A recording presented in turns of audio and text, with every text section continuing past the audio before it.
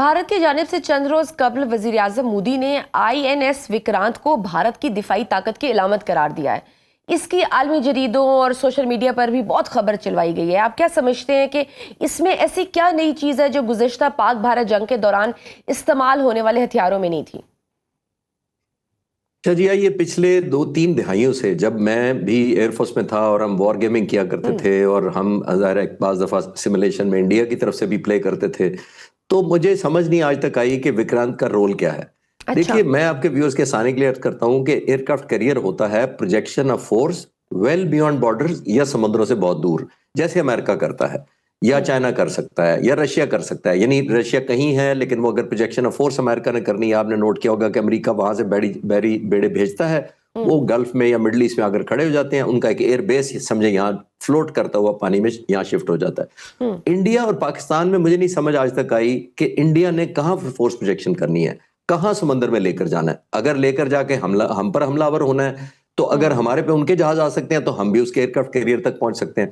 मैं इसके जवाब में सिंपल कर देता हूं। और इस दफा जब विक्रम 2 दफा निकालने की कोशिश हुई, दोनों दफा वो अपने हार्बर्स में वापस ले जाया गया था। वापस क्यों ले जाया गया था? 2 वजह से। एक, पाकिस्तान नेवी की बहुत प्रिपरेशन थी माशाल्लाह, और उनका ये रिजॉल्व था कि अगर ये विक्रम निकाला गया तो हम इसको टारगेट करेंगे।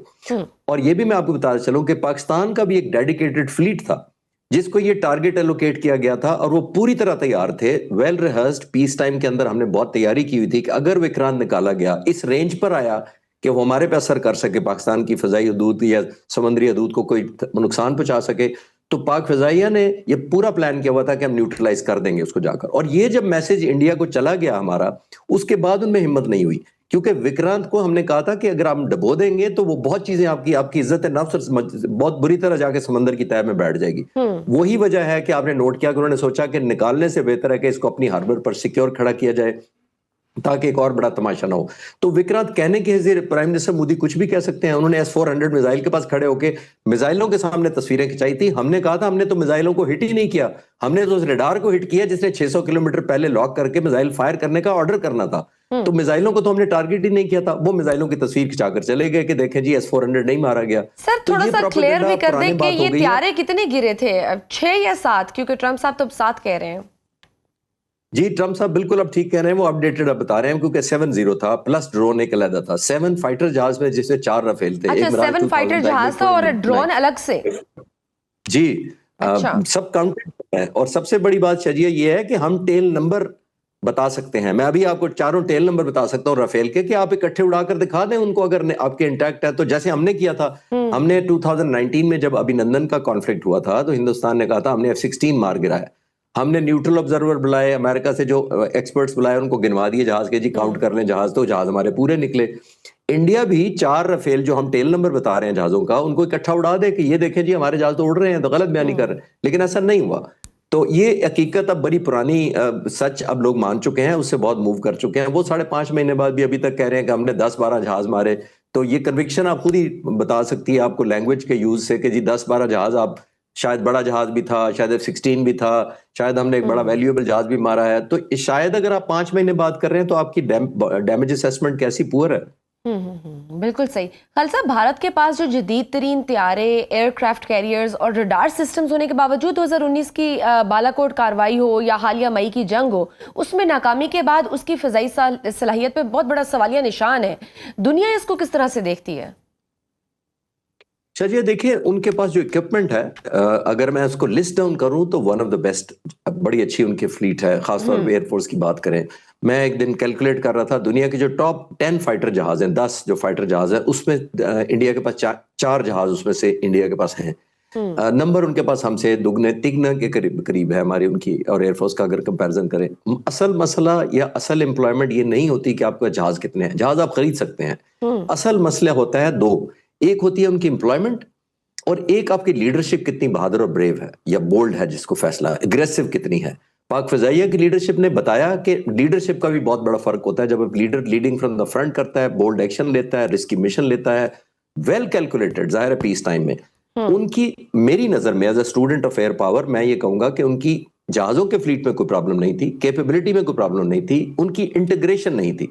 मैं क्विकली बता देता हूं, मिराज 2000 और राफेल फ्रांस के थे, उनके पास S-400 रशिया के थे, उनके पास रशिया के MiG-29 Su-30 थे, फिर बिल्कुल। उनके पास ड्रोन जो थे वो इजराइल के थे, उनके पास जो एयरबोर्न अर्ली वार्निंग था वो जहाज रशिया का था, उसके ऊपर रडार इजराइल का लगा हुआ था। तो अब इतना जब आप मिक्स एंड मैच करते हैं तो आपने उनको इंटीग्रेट करना होता है कि जब वो पंच मारेंगे तो आया एक ही डायरेक्शन में पंच जाएगा जब आपने करना है, या वो अपना इंडिविजुअली लड़ने के लिए जहाज बहुत अच्छे थे। पाकिस्तान का और हिंदुस्तान का सबसे बड़ा फर्क, लास्ट लाइन इसके ऊपर ये है कि सबसे बड़ा फर्क इंटीग्रेशन का था।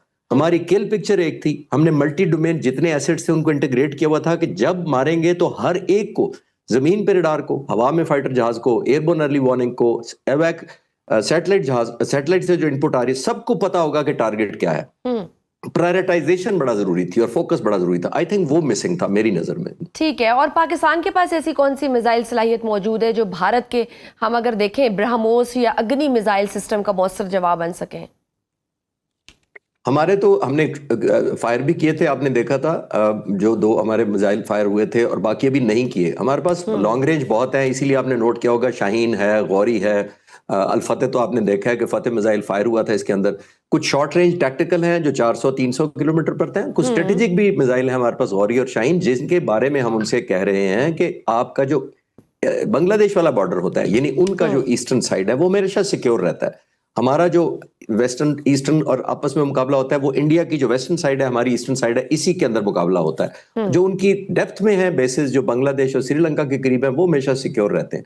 इस दफा बहुत अच्छी एक अनाउंसमेंट हुई थी ISPR की तरफ से कि हम आपके दूसरे बॉर्डर को भी थ्रेट करेंगे, यानी आप अपने स्टोरेज में पीछे ले जाते हैं, बैकअप आप इक्विपमेंट, जहाज, सब कुछ पीछे ले जाते हैं कि वहां पाकिस्तान हिट नहीं करता। वहां इंडस्ट्री तक नॉर्मल चलती रहती है, उनको पता भी नहीं होता कि इस मुल्क में जंग लगी हुई है इस वक्त, क्योंकि जिंदगी उधर नॉर्मल होती है, वो इतनी दूर होते हैं। तो आई थिंक अब हमारी रीच पहले से भी थी, लेकिन अब हमारी जो डिक्लेरेशन है कि हम आपको ईस्टवर्ड भी हिट करेंगे, वो इंडिया को काफी सीरियस मैसेज जाना चाहिए। राइट। और जो ये जो भारत है अपनी नाकामी का बदला अब हम देख रहे हैं किस तरह से अफगानिस्तान की सरजमीन इस्तेमाल करके प्रॉक्सी के जरिए लेना चाहता है, मगर क्या अफगानिस्तान के पास इस वक्त कोई मुनज़्ज़म फिजाई या एयर डिफेंस सलाहियत मौजूद है? और अफगानिस्तान में मौजूद दहशतगर्द ग्रुपों के खिलाफ फिजाई ऑपरेशन जमीनी कार्रवाई से ज्यादा मौसर साबित हो सकते हैं? जी नहीं, दोनों के लड़ने का तरीका अपना अपना होता है। एक कन्वेंशनल वॉर होती है या कन्वेंशनल मुकाबला होता है, जैसा पाकिस्तान हिंदुस्तान का हुआ। आम तौर पे कन्वेंशनल वर्सेस कन्वेंशनल तो प्रिडिक्टेबल होती है, लेकिन कन्वेंशनल बल्कि टेररिज्म या गुरीला वॉरफेयर डिफरेंट नेचर की होती है। क्योंकि जब आप प्रॉपर जंग लड़ते हैं, जैसे हमने हिंदुस्तान के साथ लड़ी, तो आपके सामने था सारा कि जहाज आए, इसमें इस बहस में नहीं जाते कि किसने पहले किया, क्या नुकसान हुआ, आए, वापस चले गए, लैंड किया, सीज फायर ऐलान हो गया, तो आप अपने अपने बैकअप जो रोल में चले गए, जो आपका स्टेट ऑफ रेडीनेस पे चले गए। लेकिन जो टेररिज्म होता है और ये गुरिल्ला वॉरफेयर होती है, इसके अंदर आप नोट कीजिएगा कि इसके अंदर कुछ डिफाइंड बॉर्डर्स नहीं होते, यानी टाइमिंग्स नहीं होते, लोकेशन नहीं पता होती कि टेररिस्ट कहाँ हमला करेंगे, किस इंटेंसिटी से करेंगे, मेथड क्या करेंगे, सुसाइड करेंगे, बॉम्ब किस जगह प्लेस करेंगे। इसलिए इसको बहुत चैलेंजिंग होता है।